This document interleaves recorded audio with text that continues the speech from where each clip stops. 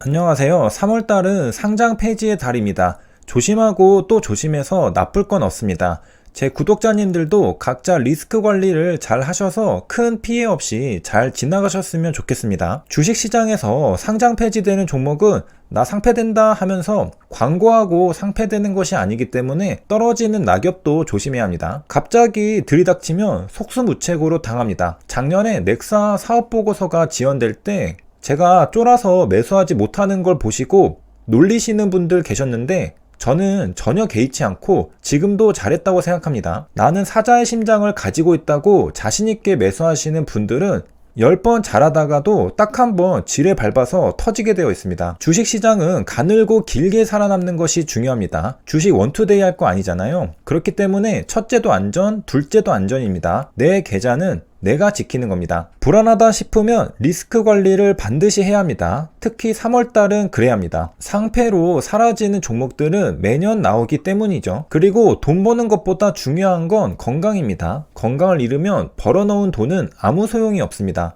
저는 돈보다 건강이 중요하다고 생각하고 한시도 잊어본 적이 없습니다. 따라서 매일 조금씩이라도 건강을 위한 노력을 하고 있습니다. 저는 술도 안 마시고 담배도 안 핍니다. 내 인생을 소중하게 생각한다면 그에 맞는 대우를 해줘야 합니다. 그게 나에 대한 예의죠. 내 자신을 함부로 하는 사람은 남에게도 함부로 합니다. 자신을 사랑하는 사람은 타인에게도 사랑받을 자격이 있습니다. 사랑을 줄 수도 있고요. 저는 최근 어머니께서 추천해 주셔서 비타민 D에 관심을 갖게 되었습니다. 어디에 좋은 걸까? 비타민 D는 근골격계, 암, 심혈관 질환, 당뇨병 등과 연관이 있다고 합니다. 먼저 비타민 D는 뼈의 성장과 유지에 중요한 역할을 합니다. 한마디로 뼈에 좋다는 건데요. 그런데 비타민 D를 단독 투여할 경우에는 골 밀도에서 차이가 없었다고 합니다. 칼슘과 비타민 D를 같이 투여한 경우에 효과적이었다고 하죠. 따라서 칼슘과 비타민 D를 같이 먹어야 하나 봅니다. 해당 자료는 여러가지 논문을 메타 분석한 자료인데요.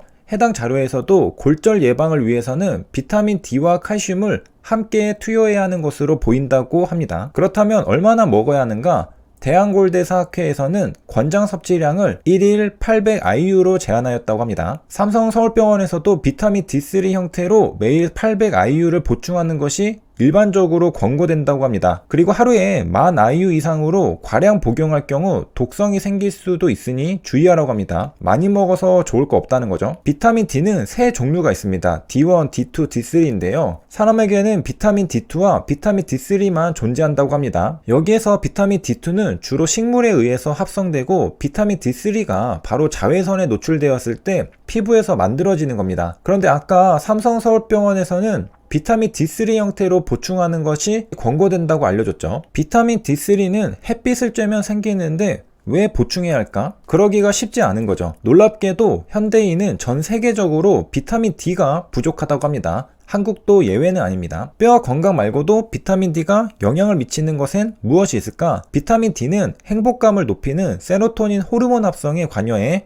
우울감을 줄여주는 효과가 있다고 합니다. 만약 비타민 D를 영양제로 섭취한다면 하루 4,000IU를 넘지 않도록 유의해야 한다고 합니다. 영양제를 찾아보면 1일 비타민 D3 5,000IU 짜리도 있네요. 비타민 D2와 비타민 D3입니다. 거의 똑같이 생겼죠? 비타민 D2는 식물에 많고 비타민 D3는 동물에 많습니다. 어디가 다를까? 여기가 다릅니다. 그 외에는 정말 똑같죠? 비타민 D는 권장량 기준이 너무 낮다는 주장도 있습니다. 비타민 D는 비활성 형태에서는 재기능을 못합니다. 따라서 활성 형태로 변환되어야 하는데요. 이 과정에서 마그네슘이 크게 관여한다고 합니다. 그러므로 체내 마그네슘이 부족할 경우 비타민 D가 제대로 힘을 못 냅니다. 비타민 D는 그 자체로는 활성이 없습니다. 비활성화 형태라는 것이죠. 따라서 활성화 과정을 거쳐야 합니다. 섭취된 비타민 D는 간에서 활성화되고 다시 신장에서 활성화됩니다. 간에서 비타민 D를 활성화시키기 때문에 간 기능이 저하되면 비타민 D 활성화가 감소할 수 있습니다. 따라서 비타민 D 결핍이 유발될 수 있습니다. 그러니까 비타민 D를 아무리 섭취해도 간 기능이 떨어져 있으면 소용이 없다는 소리입니다. 그리고 간과 신장에서 비타민 D를 활성화시키는 데 사용되는 효소가 있을 텐데요. 바로 이 효소가 제대로 작용하려면 마그네슘이 필요합니다. 따라서 마그네슘 섭취도 필요하다는 겁니다.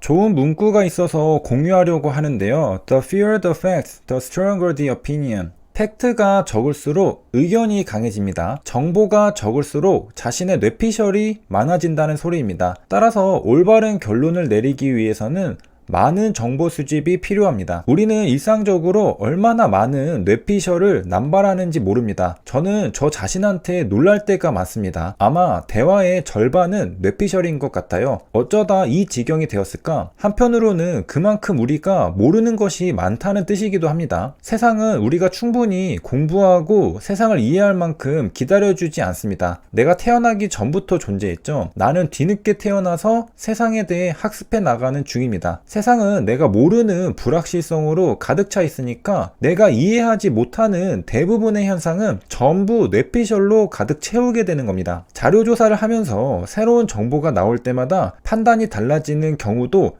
굉장히 자주 발생합니다. 어떤 경우에는 새로운 정보 하나로 인해 완전히 정반대의 결론이 나오기도 하죠. 만약 판단을 가를 만큼 중요한 정보를 모른 채로 의사결정을 했다면 생각만 해도 아찔합니다. 하지만 그런 일은 빈번하게 일어납니다. 나중에 뒤늦게 왜 이걸 몰랐지? 하면서 후회하죠. 후회하지 않으려면 어떻게 해야 할까요? 힘들더라도 부지런하게 정보를 찾고 수집하고 모아서 학습해야 합니다. 그래야 조금이라도 더 정확한 판단을 내릴 수 있습니다. 그래서 이 세상은 조금이라도 더 부지런한 사람이 조금이라도 더 잘 살게 되는 것입니다. 이 세상에는 운이라고 불리는 것도 있지만 인과율을 생각해 본다면 원인 없는 결과는 없습니다. 모든 결과에는 원인이 있습니다. 운도 계속되면 실력이고 실력에는 그에 합당하는 이유가 있는 겁니다. 최근에 코로나 팬데믹이라는 대혼란의 시기에 저는 스스로 생각하는 능력이 정말 중요하다는 것을 다시 한번 깨달았습니다. 모든 것이 불확실한 시기라서 더욱 절실히 알 수 있었다고 생각합니다. 스스로 정보를 모으고 판단해 보는 것은 중요합니다. 코로나, 주식뿐만 아니라 인생 전반이 그런 것 같습니다. 다시 한번 팩트가 적을수록 의견이 강해집니다. 의견은 근거가 없습니다. 하지만 팩트는 근거가 있습니다. 우리가 가야 할 길은 자명하죠. 공부하고 정보를 모으고 더 올바른 판단을 내려야 할 것입니다. 예전에 자료조사하다가 귀찮아서 대충 맞겠거니 싶어서 흘려 말한 적이 있는데 예리한 구독자님은 바로 찝어내시더라고요. 그때 저는 놀랐던 경험이 있습니다. 딱 한 번 제대로 충격을 먹었던 적이라 아직까지도 잊혀지지가 않습니다. 그 이후로는 어떤 내용을 방송에서 언급할 때는 정말 간단히 지나가면서 언급할 것이라도 항상 맞는지 짧게라도 체크하는 습관을 가지게 되었습니다. 우리 모두는 사람인지라 뇌피셜에서 자유로울 수는 없으나 뇌피셜을 의도적으로 제거해 나가는 노력을 통해서 조금이라도 더 나은 사람이 되지 않을까 생각합니다. 세 줄 요약입니다. 3월은 상장 폐지의 달입니다. 전 세계적으로 비타민 D는 결핍 상태라고 합니다. 팩트가 적을수록 의견은 강해집니다. 여기까지 시청해주셔서 감사합니다.